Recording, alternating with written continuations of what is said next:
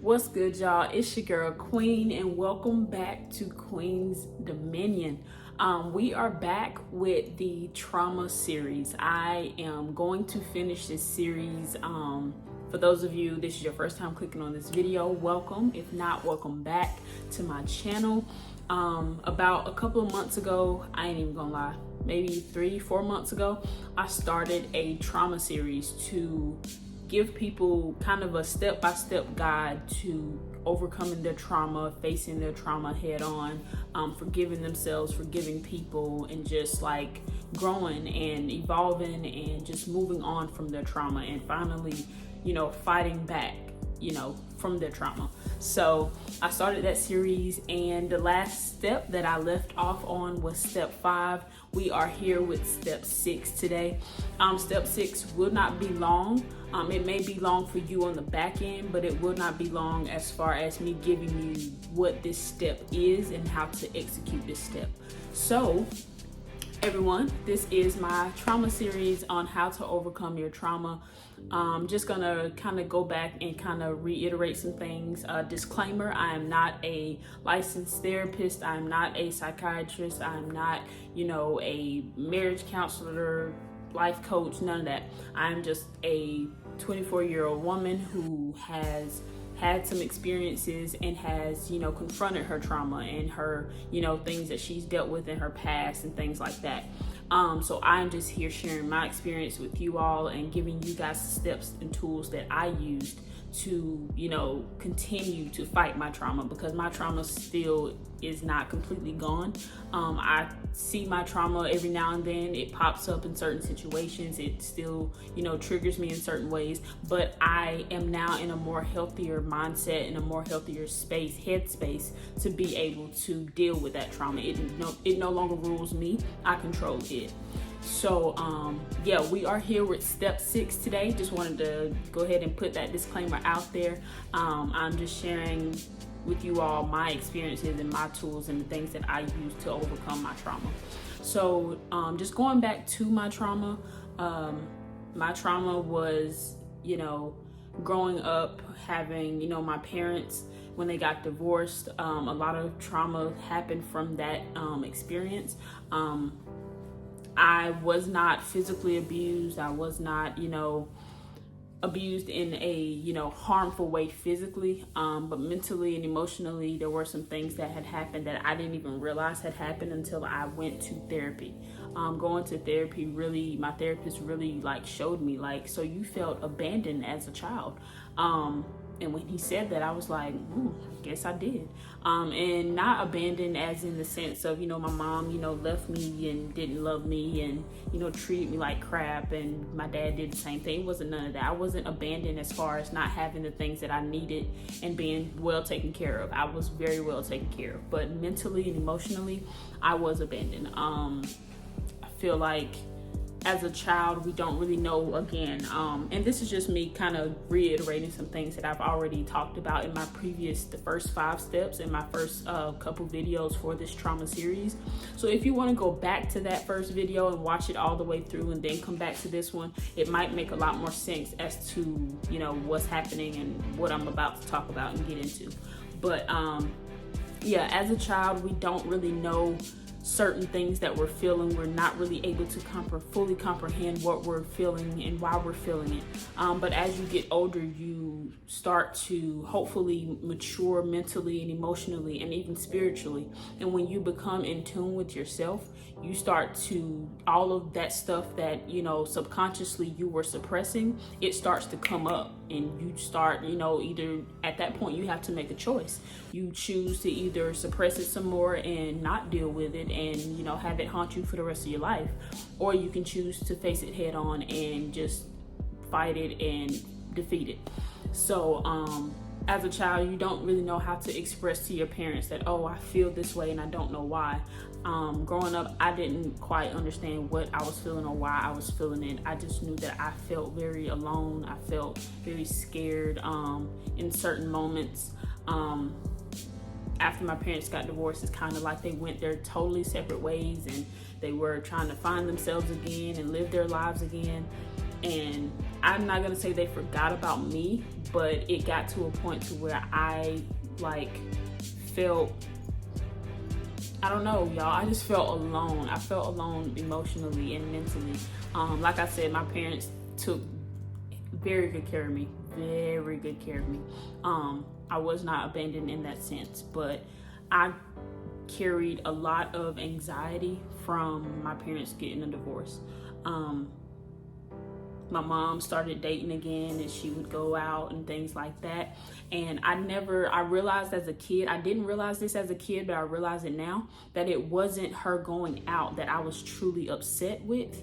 It was, you know, her not understanding how much I needed her in that time frame of, you know, all of that going on. I understand that she wanted to, you know, get back out there and like find her person and things like that. As a child, I now, you know, as an adult, I now understand that.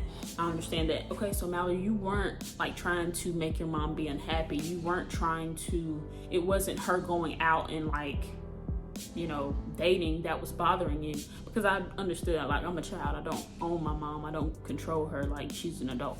It wasn't that bothered me. It was the fact that I didn't know that I really needed her presence in my life in that moment, in that season. That season wasn't the time.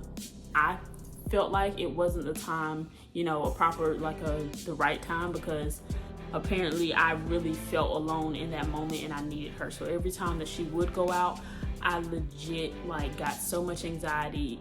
Even before she would go out, I would like hear her on the phone, and I would like just know like, oh my God, she's about to drop me back off at one of my aunt's house or at one of her friends' house, and she's about to go out.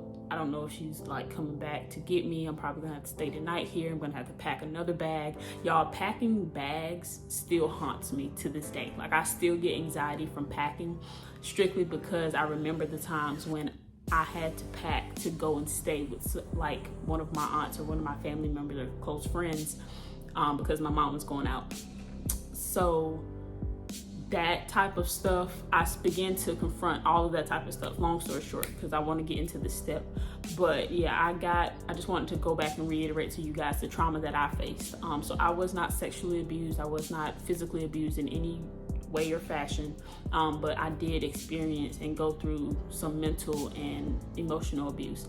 And to be honest, that is just as worse as being physically, honestly, I feel like being physically abused, because I feel like it's harder to, everything like is psychological at the end of the day. I think everything goes back to your mental, but in your spirit.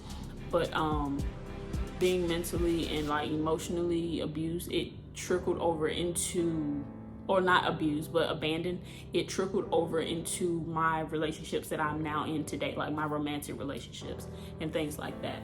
So I now understand that, you know, now that I'm an adult, I understand my traumas and I understand how to deal with it. Going back to my dad, and I've, you know, expressed this before in my other video, so if you don't really care to hear this part, you can again pause, go back to my video where I spoke about my trauma in the very first video. It was the kickoff video.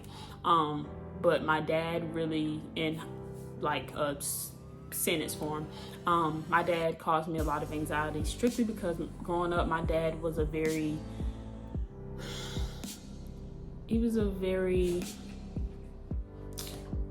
uptight guy. Growing up, my dad was a very, I don't know, he was just like a ticking time bomb. Like, you never knew what would set him off. And so I always felt on edge whenever he would be home. I knew him and my mom argued a lot, but it wasn't until I got older that I understood like the actual like juice of it all, that my mom shared with me. But like, yeah, having someone in your environment like that as a kid, where you're like already young, you're already emotionally and mentally like fragile as it is. So having my dad like around it, he always, his actions always would scare me. His reactions would always scare me. Now, mind you, I'm gonna reiterate this again, and I said it in my first video, and I will continue to say it for the rest of my life. My dad has never in his life placed his hands on me. He never would. He never will. I know that. I always felt safe with my dad, physically. Mentally and emotionally, I did not feel safe with my dad. Honestly, mentally and emotionally, I didn't feel safe with either one of my parents. I'm just gonna be honest. So because I felt like they weren't mentally and emotionally safe within themselves. So yeah, I feel like as parents, like especially my parents in their generation, all they worry about, or all they used to worry about, is the fact that, okay, if I feed my child, clothe my child, give my child, the presents and gifts that they need or want, allow my child to, remind my child that I love them, just do the foundational things that a parent should do. I feel like my parents' generation really just felt like that was enough. But nowadays, you really have to love your child in their love language, and my love language is quality time. My parents didn't know that my love language was quality time, so they didn't know that I needed them. Like, I really, really needed them to be there with me. And granted, my mom didn't go away like weeks and months on end and not come see me. That was not the case at all. If she did go out, it was on the weekends, and it was in a fashionable manner. But as a young child, I did not understand that. All I knew was that my mom was leaving me, and I didn't know where she was going, and I didn't want to be where she was leaving me. I wanted to be with my mom, up under my mom, in her skin. So yeah, I feel like I'm rambling at this point, but because my parents didn't have me feel emotionally and mentally safe, my dad really just, I don't know, he just really made me really tense and uptight. So I never knew who or what was gonna set him off. I never knew if we went to a restaurant, if he was gonna blow up at the waitress because she didn't bring, the water in a certain amount of time. It was just very, very intense being with my dad. Now granted, we had our good days. We have our days when my dad had a good day. And I was just, every time I went with my dad, I would just pray, Lord, please don't let nobody piss my daddy off. Don't let nobody, just everybody behave. Everybody behave. Everybody just don't do nothing dumb. Don't do nothing that he feels is dumb, or he feels is irrational, because however my dad feels, he feels it, okay? And it doesn't matter what you think. It doesn't matter what you say. It doesn't matter what the actual reality of the situation is. My dad is stuck in his ways. He is the most stubborn man I have ever met in my life. He's not that stubborn anymore. But back then, you couldn't tell my dad nothing. Whatever my dad thought, whatever my dad said, that's what it was. Simple. So having somebody like that never thinks they're wrong, that always thinks they're in the right, that always, thinks that they know what's, the reality of what's going on, is stressful, y'all. So growing up, as far as my dad brought me a lot of anxiety, in the sense of he's a very difficult man. He's still very difficult to this day, but he has gotten better. I have seen God work in his life, through his actions and the way that he speaks to me now, and the way that we deal with our issues, because we still have moments where we bump heads as cancers. So yeah, but he has gotten a lot better, and I'm very grateful for that. But yeah, so my dad brought me anxiety because he was just a very intense man, very difficult man. You never knew when he was going to come home and just be enraged for whatever reason. No one in the house could have done anything at all. We could have literally just been sitting at the table eating dinner, and he could just blow up and yell about something. Yeah, so that was a lot of anxiety. I got most of my anxiety from my dad and my mom. I needed my mom during that time whenever her and my dad got a divorce. And again, I'm not mad at her. I forgive both of my parents, because there's a difference in your parents knowing that they caused you that trauma, and there's a difference in them not knowing that they caused you that trauma. When your parents know they caused you that trauma, that's a different type of level of forgiveness that you have to tap into. But because my parents didn't know, maybe, I feel like my parents in their generation weren't as educated on emotional and mental security and safety, and making your child feel that, and knowing that your child is very aware of their emotions as a kid. Like, even though they may not know how to multiply 251 times 67, your child knows what they're feeling. Their feelings are valid, their feelings are real. And you shouldn't, neglect your child's feelings. Like, regardless if your child walk up to you and tell you that, they seeing green aliens at night, you need to figure out why they seeing green aliens at night. So I just feel like my parents just didn't pay attention as much as they could have when it came to my mental and emotional, well-being. So moving on into that, but yeah, so we're about to get into step 6. Y'all ready? Let's ride. All right, y'all, I'm back. So step 6 is forgive yourself. Now, before I go tap into step 6, let's go over the first 5 steps, okay?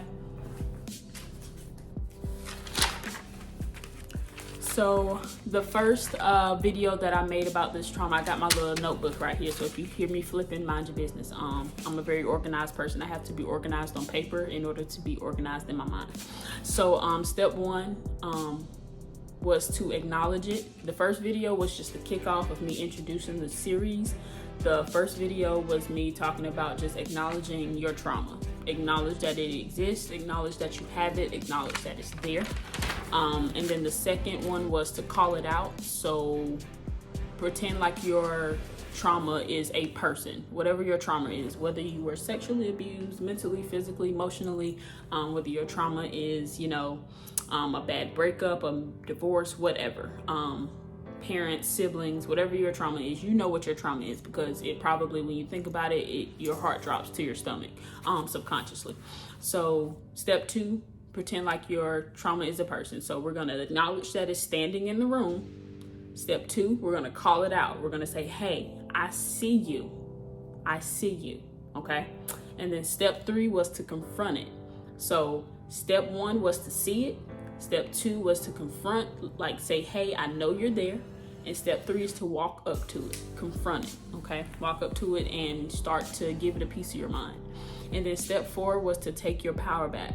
So that was to, I talked about that in that video, so go and tap into that one. And then step 5 was the 5 W's. So who caused your trauma? What caused your trauma? When are you triggered? When does your trauma come back up into your life? Because although some people feel like their trauma automatically just went away, they just, I just forgot about it. At this point, it don't bother me no more. It happened, it's over with. But your trauma will subconsciously come back up in your everyday life without you even knowing it, for sure. So yeah, so who caused it? What caused it? When are you triggered? Where did it start? And what's the root of your trauma? And then why is it still bothering you? Why is it your trauma still traumatizing to you? And it may very well be just because you haven't done these steps and taken the time to do the homework and digest and dissect your trauma. And then step 6, forgive yourself. Now this is the last, if I'm not mistaken. Yep. So step 6 is the last step before we tap into part 2. And part 2 is more so dealing with the other person and the more so the exterior part of this trauma series. Steps 1 through 6 dealt with the internal. So this is all dealing with us. So I reminded you guys in all of the other videos that don't worry about, who did what to you, when, the environment don't worry about any of that right now. We'll get to the exterior in a second. But this last step is the last step of working on you. I feel like trying to, focus on everything around you and blame everything on everyone else, it's not going to help you at the end of the day, because you have to take responsibility for you at the end of the day. And although you may not have done this specific thing, or you may not be the root cause of your trauma, you have to take some responsibility for it. And that's what we're going to get into in this step 6. All right, y'all, so step 6, forgive yourself. A lot of you may be looking at this step like, forgive myself for what? What did I do? my mama did this, my daddy did this, my aunt did this, that neighbor did this, or my teacher did this, or whatever, like whoever you're trying to place the full blame on, because don't get me wrong, they did play a part. I'm not, discounting that at all. They did play a part, and that is valid. Your feelings and your emotions towards them and your anger and sadness or bitterness or whatever is valid. But we're going to try to get you out of that state of bitterness and sadness and anger and into a more healthier state of forgiveness. But in order to forgive them, you have to forgive you. So this is what this step is about. This step is finally looking yourself in the mirror. For some of you, it may have been a while since you've even looked at yourself in the mirror. When you brush your teeth, you don't really have to look at yourself. When you do your hair, you don't really have to look at yourself. You can look at your head. When you are getting dressed, you're looking at your clothes. But I feel like looking at yourself and being able to look at yourself in the mirror for longer than 20 seconds is a powerful thing. Because for some people, looking at themselves in the mirror can be the most scariest thing that they ever have had to do.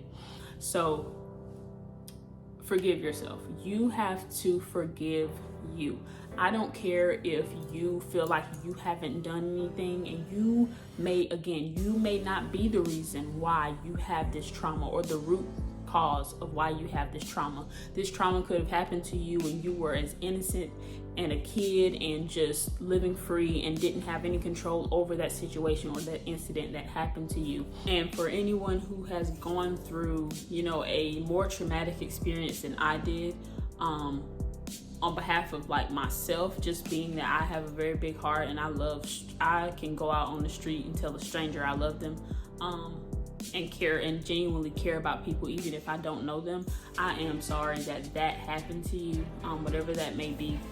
You may have been physically or sexually abused. I am not taking your trauma lightly at all, because all trauma is, deserves, acknowledgement. It deserves attention. It deserves, care and, just love. So I am sorry that happened to you, but I hope and pray that these steps will help you. If you were following along with my trauma series, I do apologize if, you were waiting on the 6th step and I didn't get it to you. I have gone through a lot in the past couple months since I started that series, but I'm back now and we're going to finish this series out. Just wanted to stitch that little part in there. But so you have to forgive you. And again, that could entail, you forgiving yourself for whatever. This can be apart from your trauma. This could be just you forgiving yourself for something you did in a relationship or didn't do in a relationship. This could be, because relationships can be traumatizing as well. You can leave a relationship with trauma as well. Emotional, mental, physical, spiritual trauma. Yeah, that's a thing. So that's about the same situation and the same, you can still take these same steps when it comes to relationships. My trauma just had to do with my parents. Your trauma may have to do with a relationship or a bad breakup or toxic relationship or, baby daddy, baby mama drama, whatever. But you have to forgive you. And although you feel like you did not do anything wrong and you did not, you were not the cause of that incident or that happened to you, or was happening to you, because some people's trauma can be happening all their life and they not know it. You have to, acknowledge the little person inside of you, the person that you were when that situation was happening. You have to tap back into that person. You have to talk to your younger self again. And so whenever you're, forgiving yourself, although you feel like you didn't do anything in particular, your younger self does not know that. Your younger self does not realize that it is not your fault or y'all's fault. So you have to remind your younger self and give your younger self that, peace about the situation. Even though you feel like you may have made peace with it, and making peace is not, kicking it to the curb and just saying, forget it, it happened, I'm over it, whatever. That's not peace. That is procrastination.